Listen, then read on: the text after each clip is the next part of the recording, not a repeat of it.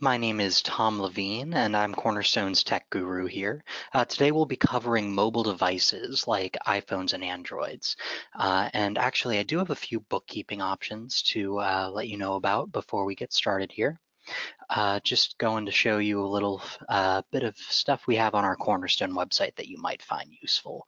If you go under resources and get into the resource center now, you'll be able to actually access quite a few different market materials that are customizable and print ready for you. But if you click on the Learning Center and go into the 2019 webinar series, you'll be able to access all of the Tech Tuesday things from before, which is really good if you want to review. Last session was on tablets, so that's another type of mobile device if you're interested. You also have access to all of the other webinars that Cornerstone has here, and if you go into Tech Tuesday and scroll to the bottom, you can register for our next sessions. I believe the new link should be up on Friday. In addition to that, we also have our cruise coming at the end of the year. It's for 2020, and you'll be able to find the registration for that on the Cornerstone website as well. It's at www.cornerstone.com /cruise 2020. And if you go through here, you can register for that. There are a few more details on the website as well about qualification for that program. So if you're interested in going on a cruise based on your sales, go ahead and register. But now back to the tech. As you could see by the initial slide, we're going to be covering mostly mobile devices today. And if we take a look at the syllabus, we're going to start with what exactly a mobile device entails, because it's not just phones. We're also going to be covering some of the differences between iPhones and Androids, why to choose one or another, and specifically which Android you would be interested in if you're going to go in that category. We're also going to be covering some niche smartphones today, which are just devices that are really unique and stand out from the crowd, as well as the limits of a smartphone versus a tablet. And lastly, we're going to cover some tips and tricks to help your phone work better and last longer as far as battery life is concerned, because I think we're all pretty concerned about having our phones last through the day without a charger. Getting started with what a mobile device really is. Dictionary.com defines it as a portable computing device, such as a smartphone or tablet computer. But nowadays, a mobile device could also include a two-in-one. Any real handheld portable device counts, but a laptop would not. Just because of power consumption and how large they tend to be. That being said, the Chromebooks, which we covered in last session, also technically qualify as mobile devices. And if you're interested in learning a bit more about that, you might want to go back onto our resource center and review our April 16th Tech Tuesday. That was the last Tech Tuesday, if you were in attendance. So what are the real big differences between an Android phone and an iPhone? Nowadays, the hardware and software is pretty similar, but I will say the software differences used to be fairly surmountable.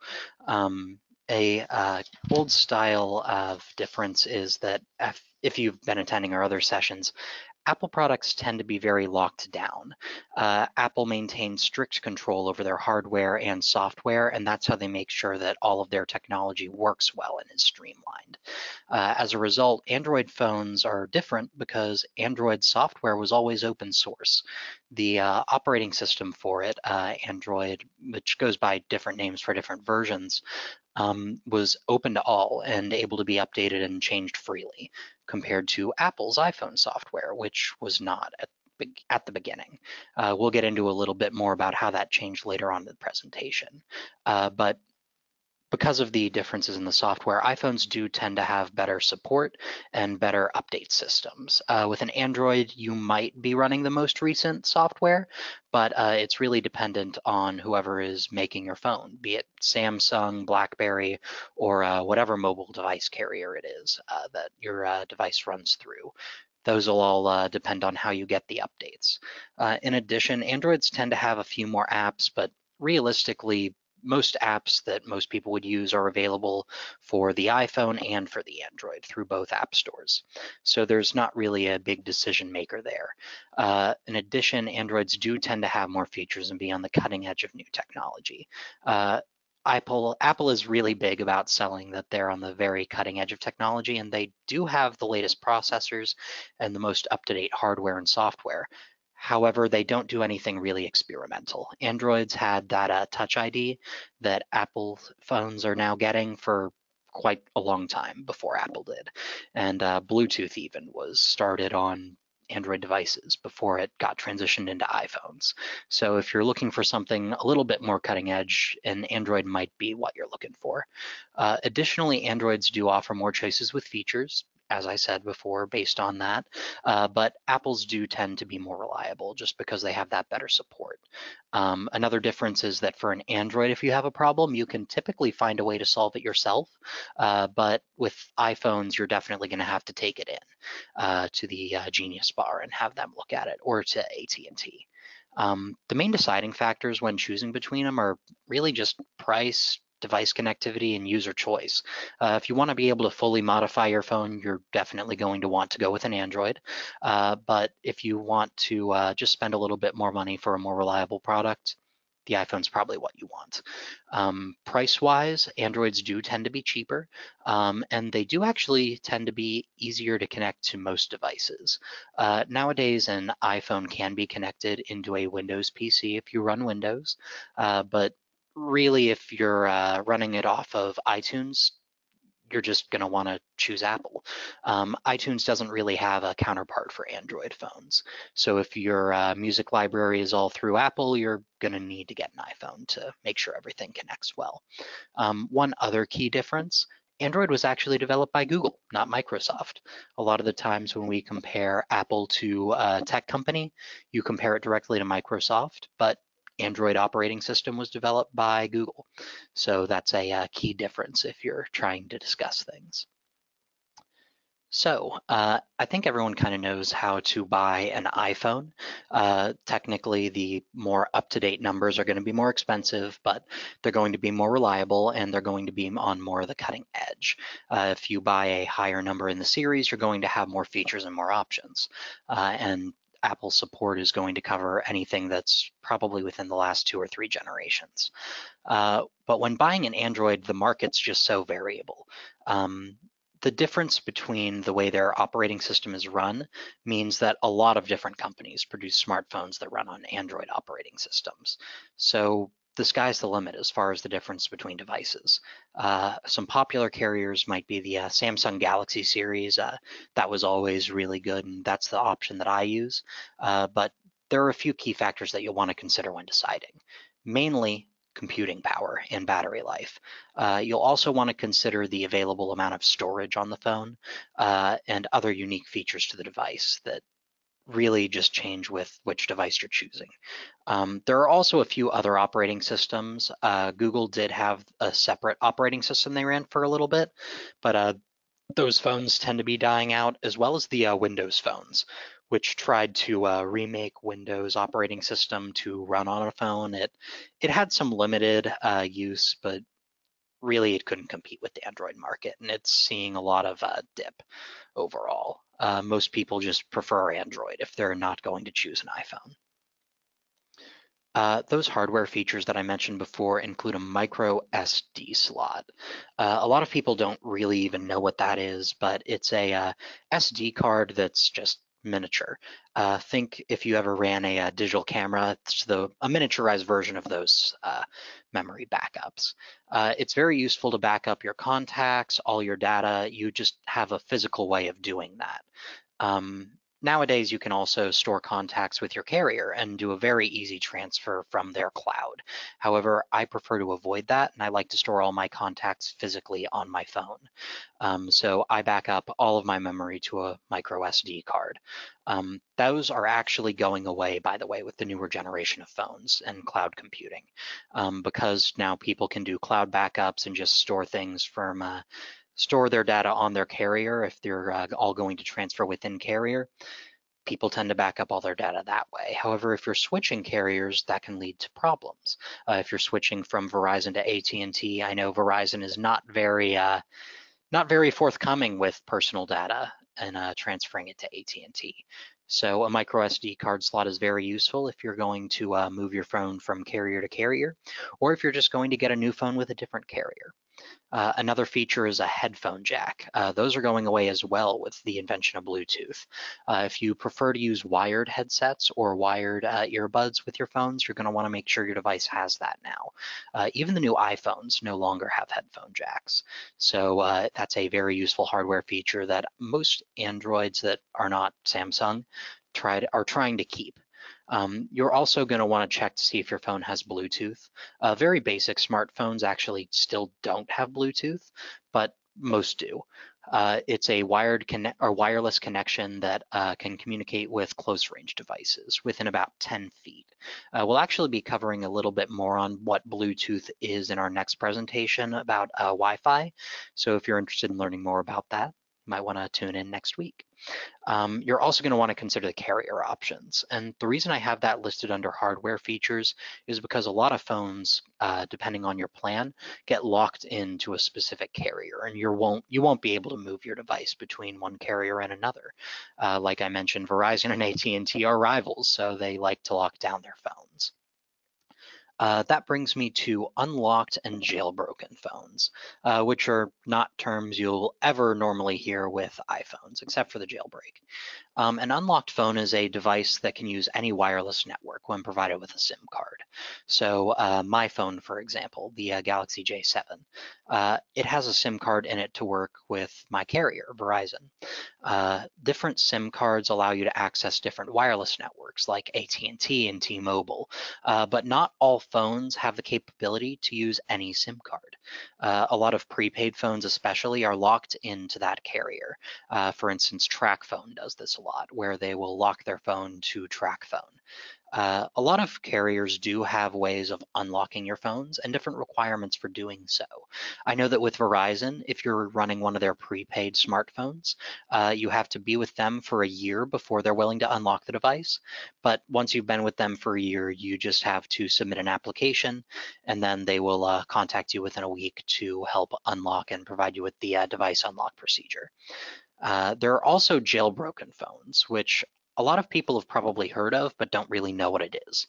A jailbroken phone enables a phone user to access the core code of an operating system of their phone. This is very popular with iPhones because people like to be able to use them and edit them. However, Apple maintains all of their phone security, and they try to keep all of their operating systems classified and behind walls. And they also have their own coding mechanism for it. So if you really want to edit an iPhone, you have to have a jailbroken iPhone. That was actually settled in a suit in 2012. Before then, people weren't really allowed to edit the operating systems of their device if it had proprietary software. And the Supreme Court ruled in 2012 that that was unconstitutional. So now most phones are somewhat jailbroken. You might need to follow a few steps to enable it, but realistically, phones are able to be edited now, which was decided in 2012. Next, we're going to be covering a few niche devices. And really, I'm only highlighting this to show just the general range of features that you can get with an Android that you cannot find with Apple phones. A lot of times people go with Apples because of their reliability and dependability, but they don't tend to have a lot of the features that people want, at least until this last generation of iPhone came out. So here are some unique phones that Android has put out that you might want to take a look at. Starting with the most recent, the Samsung Galaxy Fold. If you've heard anything about this, there were a few initial problems with the Fold on release, and it might be worth it to wait about 6 months for them to work out the kinks with the phone if you're considering getting it. But it's a phone that kind of unfolds into a tablet. It has the foldable screen, as you can see by that top option. It kind of opens up. But if you want to use it more as a phone, it still has that touchscreen on the front. It runs a Snapdragon 885 processor, which is almost the latest series of Snapdragon processor. So it can definitely process your data and run quickly. One thing that it doesn't have, however, is the micro SD storage. It does have access to cloud computing and storage, so if you are storing things through Google, you're still going to be able to do that and have all your backups. But for people like me who prefer the solid state storage, that's not an option anymore. Some other initial problems on release really was the foldable screen. Like I mentioned, when people folded it about 10 times, they noticed that the screen on the left-hand side tended to have problems. It would band or it would start flashing. Those are actually covered by the hardware warranty for Galaxies under Samsung. So if you are having problems with it and you did just get a Galaxy Fold, you're going to want to communicate with Samsung about how to get that replaced. Additionally, that's one of the other differences between Android phones and iPhones. If you have a problem with an iPhone, you can just kind of take it into the Genius Bar and they'll solve it or they'll replace your phone. When you're running on an Android, it's difficult to know where your warranty information is. Verizon offers limited warranties and replacements, but there are also manufacturer warranties you have to consider. It's almost like buying a washing machine from H.H. Gregg. Do you go to H.H. Gregg with your problem with your machine, or do you go to the manufacturer? It's difficult to know sometimes. If you have a full replacement warranty with your manufacturer, you can typically find that in the box actually when you open up your new phone. It'll say it on one of the pamphlets, and you might want to go ahead and register that before you consider getting other sorts of insurance through Verizon or AT&T or whoever your carrier is. So that's another thing to consider. The next thing that's more unique to Android operating systems are worksite phones. Specifically, I'm featuring the Cat S61 because other than being the latest version, it's one of the lower end versions of the Cat series. And yes, I do mean Cat as in the worksite construction company, the same people who make the giant earth movers. They actually started developing smartphones for on-site workers because a lot of screens started cracking, water and dust tends to get into phones on work sites, etc. All Cat phones are certified to withstand IP68 and mil-spec 810G, which basically just means it can handle water in the phone and it can also handle dust on the screen. They also undergo drop tests and they will not crack their screens from 6 feet. I have, however, heard stories of phones getting dropped 2 stories and being fine with the Cat series. There are other worksite phones and worksite phone manufacturers, but the Cat series is just the most reliable. Additionally, they also have infrared cameras, which is not something you'll see every day on a smartphone. The infrared cameras are really helpful on work sites because they enable you to just sort of view the hot metals and materials, and if they're not glowing hot, you can tell if they're warm. It's also really just a unique feature. It's difficult to find a smartphone with that kind of camera. They also have generic smartphone features such as a gyroscope, which all Apple phones have nowadays, but it just tells the phone what direction it's facing and those kinds of things. All the rest of the smartphones on this list also have gyroscopes except for the last one. I'm also going to talk about the BlackBerry Key 2. It is a phone that is SIM-locked, meaning it is not an unlocked device. It is exclusive to AT&T and T-Mobile. However, it's actually running a better processor than the Galaxy Fold, and it came out a lot longer ago. If you miss your full text keyboard, this is really the only smartphone option that you have, other than getting maybe a Bluetooth case with a full typeset. It has a touch screen on the top as well, but you do sacrifice size. The screen is, I believe, only about 5 inches long compared to what we're all used to at about 7 or maybe 6. They just had to cut the size of it to make room for the keyboard. It is also a slightly wider phone, so this is not a phone that you'll just slide into your pocket and won't be able to see. But if you really want that physical keyboard and you want the reliability of a BlackBerry, that's what you're going to go with. They are a little bit more on the fragile side as well, so be careful if you choose a BlackBerry Key. And the last one we're featuring is actually a new series of phones called phablets. There aren't very many in development right now, and this one was actually released in 2016 as the competition to the Galaxy Note series. The Note series are another series of phablets, meaning they boot on a Windows system, and they operate just like a smartphone would, but they run on a Windows operating system. The AKYUMEN HOLOFONE boots on Windows 10 and Android 5.3, which is codenamed Lollipop, I believe. What that means is you can run it as a smartphone on Android, and you can also run it as a full tablet on Windows 10. A very unique thing about this phone is it has a projector built into it. That little bump you see on the back is actually the projection screen, and it, I believe, can project up to 16 feet widescreen. It comes with a custom holder, so you can just sort of set it in, but the limit on that one is battery life. It does have decent processing power.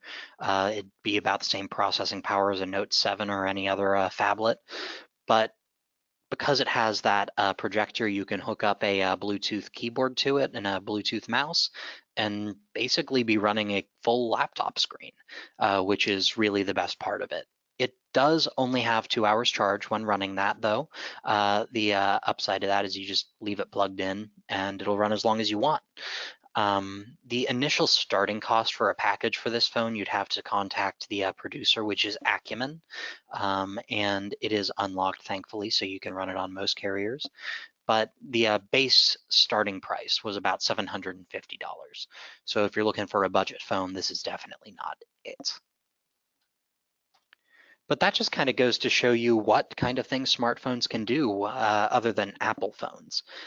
Typically, Androids are cheaper, but if you're looking for phones with those kinds of device capabilities, they tend to be a little bit more expensive. They almost match a price of an iPhone. There are, however, limits, and you don't want to think of a smartphone as a replacement to a tablet, even almost. The main limit on that is size and processing power as well as memory. The smaller you get, the less memory you're going to have, the less processing power you're going to have. It's just that simple. Phones tend to crash also when they have problems. Most of the time with Android, you can just remove your battery, wait a few seconds, and put it back in if your phone freezes, and things will be fine. That's actually one of the downsides to owning an Apple iPhone, is you can actually not physically remove your battery, although a lot of other smartphones do that as well. The only way to fix it in that case is to take it into the Genius Bar. And like I said with Androids before, you can kind of fix them yourself.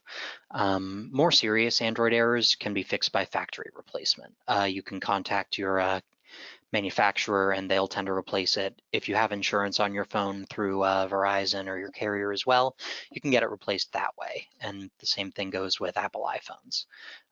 But like I said before, there are a lot of issues with smartphones. You do not want to consider it as your only computer. I kind of use mine as I recommended you use tablets earlier on. Useful for accessing a few apps at once, but not really useful for much more than that. It's sad that those are the limits of small devices, but that just is how it is.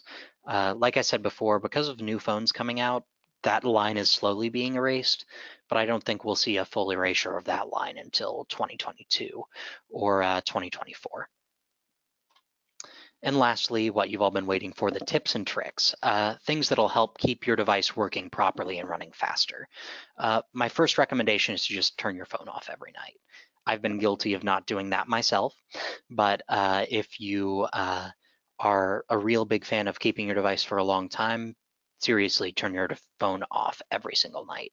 It gives your phone time to reset all its software and catch up on just being rested, honestly. I kind of think of it and compare it to sleep for us. If you don't get sleep, you're not going to run right. And the same goes for your phone. Next, you're going to want to make sure your phone is checking for software updates, especially with Android. Whenever your device seems slow or bi-monthly, you're going to want to check for updates. And you can typically do that through your phone's settings. On most Android devices, if you swipe down twice and access your settings, it'll give you the option of manually checking on that list. Additionally, you're going to want to see how many apps you're actually running. On Android devices, it typically is just a single touch shortcut, and you'll show all active apps and windows. You can just swipe to the left on those or to the right, and those will close. If you're running too many apps at once, your phone will be processing too much, so it'll run slowly. Another thing to increase your phone's battery life is to just leave it plugged in for a less amount of time. I plug my phone in every night, and I unplug it after about 2 hours because my phone's battery is at full. If you leave your phone plugged in, it'll ruin the battery. And well, for most Android devices, you can just swap out the battery by ordering a replacement on Amazon. You're going to have to go into the store for a iPhone. So if you're running an iPhone, you're going to want to make sure you keep your phone unplugged right when it hits 100% battery. My last recommendation is don't open spam. This may seem like kind of a weird recommendation for a smartphone, but nowadays, because you can run apps through like email access, I know that you have good apps through Google and through what do they call it, Amazon or whatever other email app you use. It gives your device access to possible viruses. Because it's running on an Android operating system and even iPhone operating systems nowadays with Mac OS and Apple iOS, there are viruses that you can get from opening spam. So just don't open it and it'll keep your device healthy. I try to delete all of my spam immediately when I get it. And lately, you've also seen a lot of spam text messages. So if you see a spam text message you don't open or a spoofed number, just don't open it, delete it immediately. My last recommendation is that you learn your device's quirks. With the Galaxy series, there aren't very many, but like I showed before, there are a lot of niche smartphones out there. So if you're going to get an Android phone, you might want to read through the manual before you turn it on. You also might want to make sure that you're using the most reliable software. And you might want to just read up a bit about your phone. Find out about any manufacturer problems when you're looking for a phone. It can be as simple as Googling a phone and looking at a few reviews nowadays to make sure you're getting a reliable device. So just make sure you're doing your due diligence. If you have any other questions on smartphones, please feel free to mention them in the questions box or the chat. I will be here a little bit longer, so feel free to do that as well. Additionally, if you want to reach out to me via email, you can. My email address is tlevine at crnstone.com. Just put Tech Tuesday somewhere in the subject line because I filter emails by that subject line as well. Next time, we're going to be actually covering what I call Internet Connection Month. Our next topic is going to be Wi-Fi as well as a little bit of Bluetooth. And we're going to follow that up next month with LTE versus 5G. What's the difference and should you switch to a 5G phone? So if you have any questions about that, feel free to message me, but we will be covering it next month. Like I said, feel free to ask me anything you'd like, and I hope you have a wonderful day.